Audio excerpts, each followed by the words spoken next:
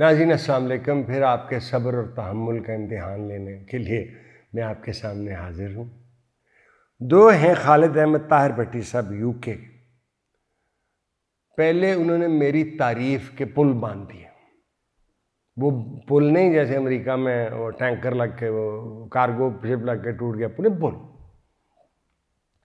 शुक्रिया बेटा आपका, लेकिन एक आपसे कर दूँ एक अर्ज़।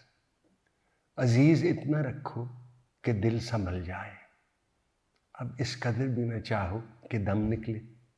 यानी जितनी आपने तारीफ़ की है, अगर मैं पूरी की पूरी हज़म कर लूँ तो मैं तो फूल के कुप्पा हो जाऊँगा। तो मेहरबानी आपकी बेटा। आगे चलते हैं जी। नासिर महमूद कनाडा से कहते हैं, पाकिस्तान की फिल्म इंडस्ट्री इंडिया जैसी अच्छी फिल्में क्यों नहीं बना सकी।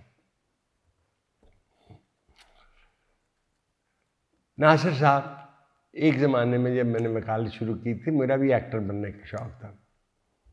हमने इंडिया की फिल्में बैन की हुई, ऐसे वो कर देते हैं, हम भी कर देते हैं। उन्होंने हमारे एक्टर्स भी बैन किए हुए, हमने भी किए हुए। बैन से फ़र्क कोई नहीं पड़ता, क्योंकि हिंदुस्तान की फिल्में नेटफ्लिक्स पे देखी जाती हैं। लेकिन ये आपका वहम है कि भारत में जो भी फिल्म बनती है वो कामयाब होती है। आप पहले रिसर्च करें ना, कितनी फिल्में हैं जो डब्बा होती हैं, मार्केट उनकी बहुत बड़ी है, पैसे वो बहुत लगाते हैं, और अपनी फिल्में जो चलती हैं, जो कामयाब होती हैं, दुनिया जहान में रिलीज़ कर देते हैं। मुझे याद नहीं है कि जो मौला जट अभी बनी है, उससे पहले हमने कौन सी फिल्म रिलीज़ की है इंटरनेशनली और मौला जट ने पैसे बनाए। और मेरी नज़र में पहली मौला जट से बहुत बेहतर फिल्म है। हम टीवी ड्रामे हमारे देखे जाते हैं, क्योंकि वो भी यूट्यूब पे भी आ जाते हैं, दूसरों पे भी आ जाते हैं। आप ये कहें कि हम क्यों नहीं वैसी अच्छी फिल्में बनाते।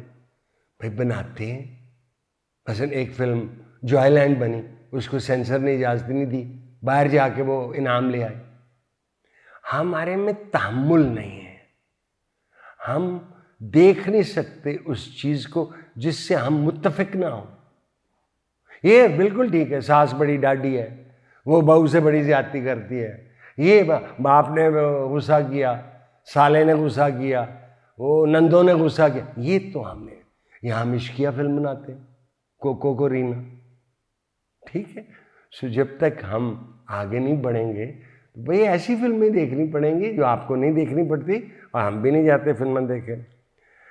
अच्छा जी, फैसल और मुबीन कनाडा से कहते हैं, अब दोनों फरमाते हैं कि जहाँ रिकॉर्डिंग कर रहा है बेटा, वो उसकी लाइट ठीक करें। यार की तो है, हमने बड़ी कोशिश की लाइट ठीक करने की। मुसीबत ये है कि मेरा नाक बड़ा है, पकौड़ा नाक है। जब मैं इधर देखता हूँ तो उसका शेडो इधर आ जाता है। तो मैंने बेटे से अर्ज़ किया, भाई नाक के जो साइज़ है उसको मद्देनज़र रख के लाइट लगाएं। चलिए, लाइट अब बेहतर हो गई है, उम्मीद है आपको दे सकेंगे। दूसरा सवाल है, वो अच्छा है। सवाल ये है, जो लोग कनाडा, यूएसए, यूके या स्पेन में रहते हैं, उनकी वहाँ की ज़बान बच्चों को समझानी और सीखना पड़ती है। अच्छा भाई, तो और कौन सी ज़बान आपको सीखनी या सिखानी पड़ेगी। और ये याद रखें कि छोटी उम्र के बच्चे आपसे 10 गुना तेज ज़बान समझ जाएंगे। 7 ज़बानें समझ सकता है छोटी उम्र का बच्चा, if he is constantly learn. तो अगर आपने वहाँ रहना है और आपने उनको उर्दू सिखानी है या पंजाबी सिखानी है, तो सिखाएं ना घर में, जो दिल करता है सिखाएं। लेकिन वो याद रखिए, मकूला या saying, when in Rome do as the Romans do.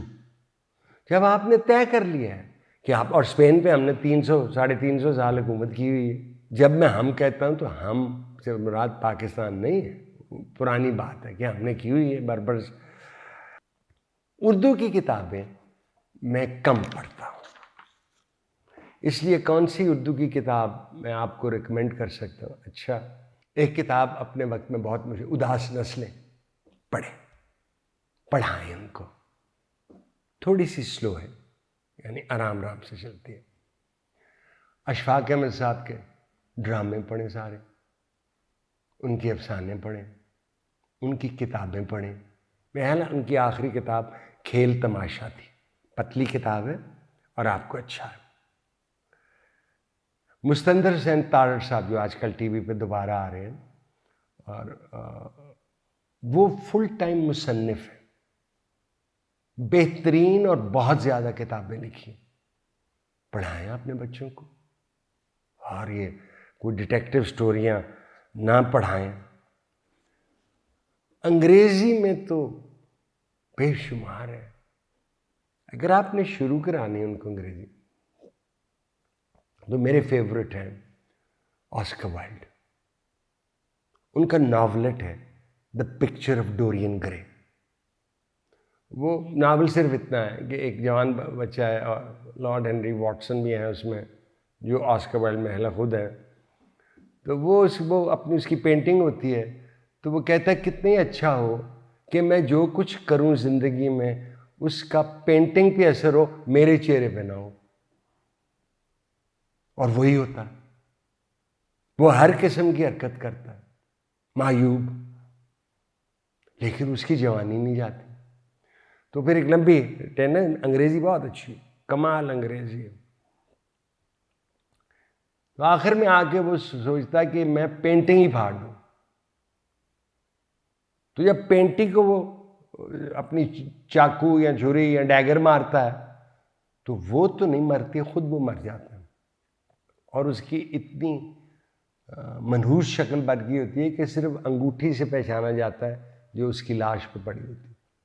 पढ़े Oscar Wilde. Oscar Wilde jail में था, उसने एक खत लिखा, प्रोफाउंड लेटर। पढ़े, अंग्रेजी का एक समुंदर है उसमें। एक उसने लंबी नज़म बैलेड लिखी है, the ballad of Reading gaol, actually pronounce होते हैं the ballad of Reading jail. For each man kills the thing he loves, but each man does not die. The coward does the kiss, the brave man with the sword. पढ़ें और पढ़ाएं उनको। अगला सवाल है मज़र रऊफ चौधरी साहब का, पूछते हैं इसको पाकिस्तान को किस चीज़ की ज़रूरत है, तालीम या मईशत की? मज़र रऊफ चौधरी साहब, दोनों की। फैसला ये करना है कि कौन सी तालीम देनी है। सुकी मैट्रिक ते सुकी एफए ते सुकी भी है, इसका कोई फायदा नहीं। हम हैं टेक्नोलॉजिकल एज में, इंडस्ट्रियल एज से हम आगे गुजर चुके हैं। बिल्कुल, हुनर सीखें, काम सीखें। ये जो टैलेंट है वो तो कुदरत देती है, लेकिन जो स्किल है, काम सीखना, वो आपको खुद करना पड़ता है। टैलेंट काफ़ी नहीं है।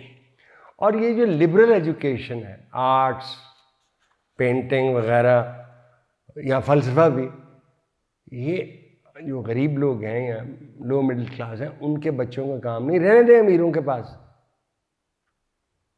किस चीज़ का जोर है आजकल?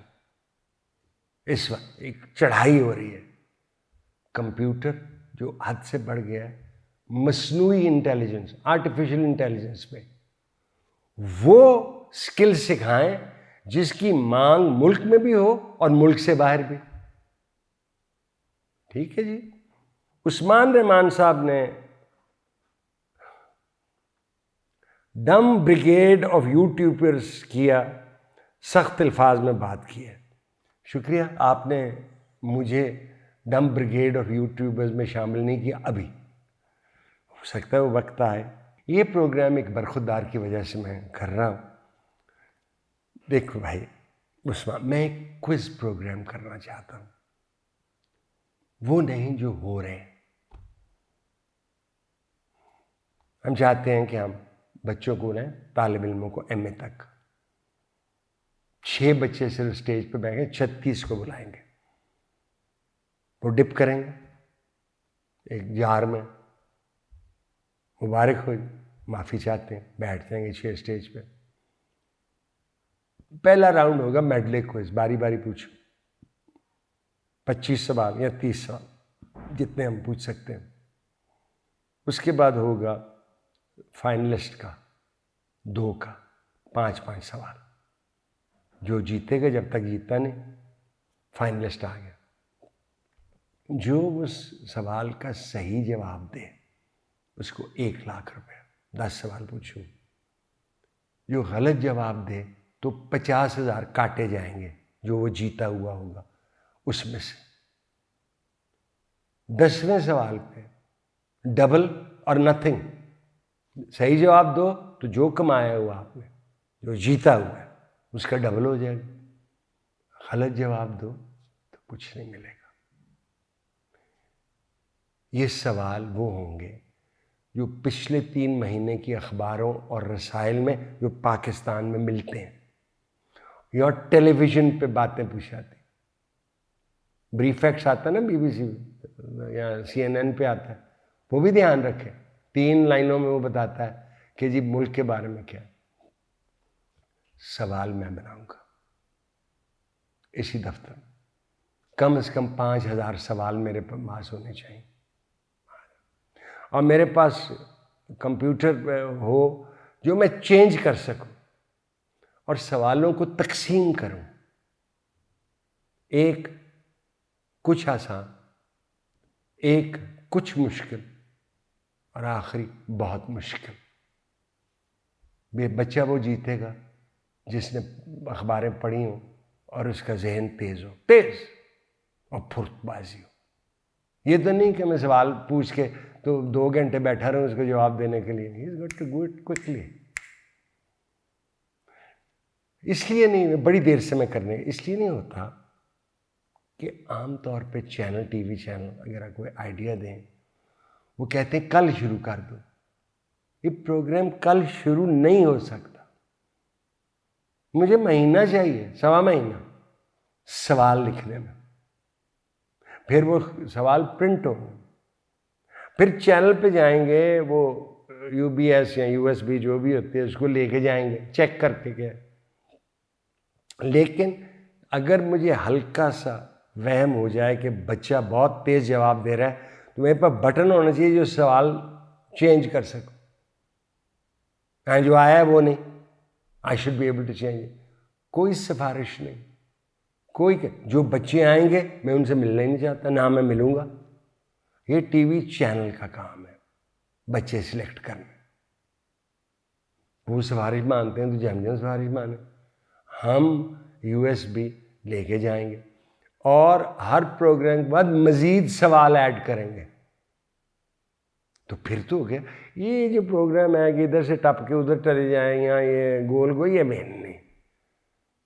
हमारी कोशिश होगी कि वो अपने जहन को स्ट्रेच करें, अप्लाई करें, एंड विन द मनी। बिल्कुल अल्हम्दुलिल्लाह लेके जाए। अच्छा जी, बेटे ने इशारा किया है कि आपकी बर्दाश्त से मैं आगे बढ़ चुका हूँ, लिहाजा ये प्रोग्राम हम ख़त्म करते हैं। इंशाल्लाह फिर हाजिर हूँगा। खुदा हाफिज़।